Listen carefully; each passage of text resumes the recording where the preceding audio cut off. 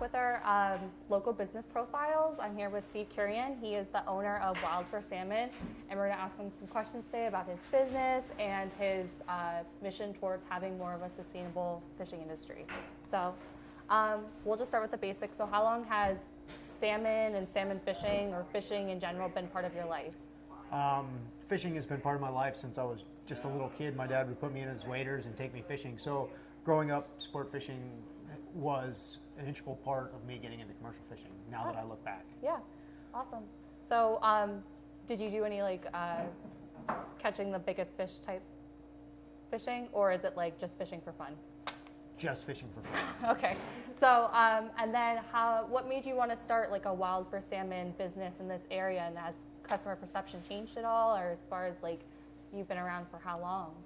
We started sales in 2004, and we started fishing in 2002. Wow. So after graduating from Penn State in forestry, I moved to Idaho and then got roped into quitting my state job and going to Alaska. Wow. So went there and started to fish, Yeah. and brought three coolers home of fillets for my family. Yeah. And they took them to a farmer's market by accident because a friend of mine asked me to, and that's what started the business. And people were just, what do you think made people want to buy salmon from you and not salmon from a supermarket? Quality and direct from the source, knowing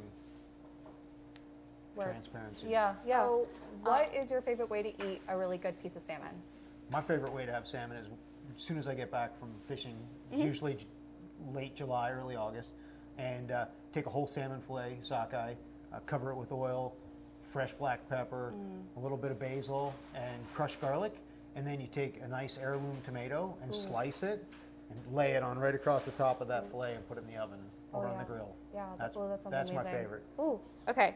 And how did you come up with your seasonings that you wanted to sell, as far as like your salmon burgers and the spices that you stock from Spices Inc.?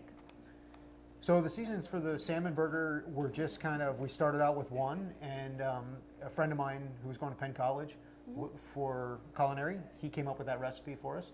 So we were just trying to use up the pieces that didn't fit the right size. Right. And so there was no waste. So we started in a little Cuisinart making those.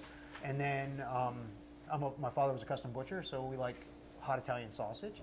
Wow. So that's where the spicy came from. Yeah. And we'll eat them with eggs in the morning, like 2 eggs over easy. Yeah. So I really like that. And then Spices Inc. developed the garden burger for us, and we just pretty much pitched them this is what we want for an idea, and that's what we came back with.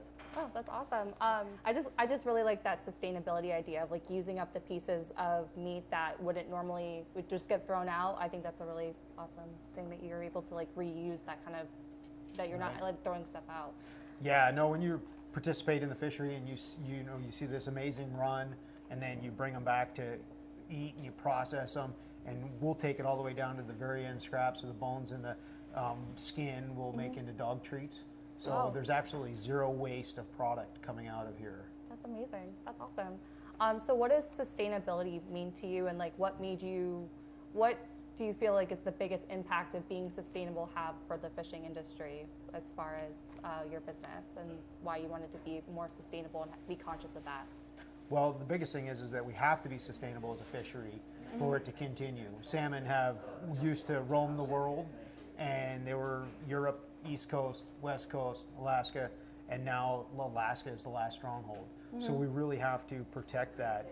And by selling salmon, by getting salmon on people's plates, putting their fork in it, eating it, nurturing their family, it puts a value to it. Yeah. And it raises awareness. Yeah. So by doing that in a very transparent way and getting the customers buy-in, getting them a great quality product, you are protecting the sustainability of the wild salmon run.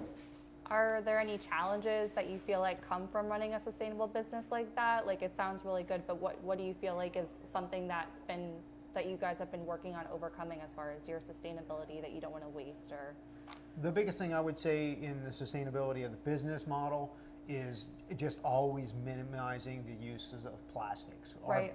We use plastics to wrap our fish in, but like in our packaging, we've gone from foam containers to now a biodegradable container. So just looking for every small step that we can take to recycle, anything Yeah. in the sustainable side.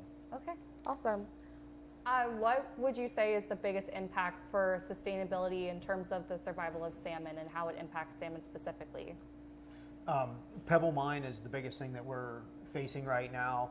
And as I look as having a family business where right now it's just me going up fishing, but my wife Jenn fished with us for the first 8 years, and we have 2 small kids, one that is 3 and one that is going to be 6.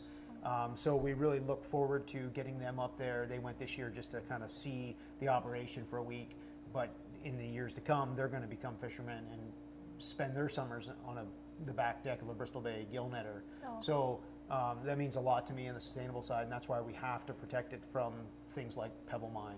Yeah, like the future generations. Yeah. What is Pebble Mine? I'm not really familiar So with Pebble that. Mine is the biggest open pit, is the biggest proposed open pit gold and silver copper mine in North Oh, America. okay. That would be put in the headwaters of 2 of the rivers that feed Bristol Bay. So Wow. they go between the Queejack and the Nushagak.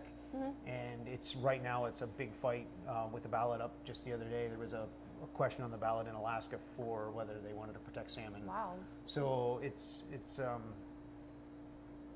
probably the biggest thing we face right now. Yeah, and that can be kind of frustrating because it feels like something that you don't really have control over. You just want to. Yeah, we don't have control Yeah, over Exxon yeah, and yeah. Mobil. And Yeah, it's these. Wow. Okay. Last thing, where can people find you if they want to learn more about your site? Do you have any social media presence or any website that they can check out? Yeah, we're on the web at wildforsalmon.com, and we've got a Facebook page, Wild for Salmon, Instagram, and a Twitter feed. Oh, awesome. Okay. Thank you so much. It's spicy time.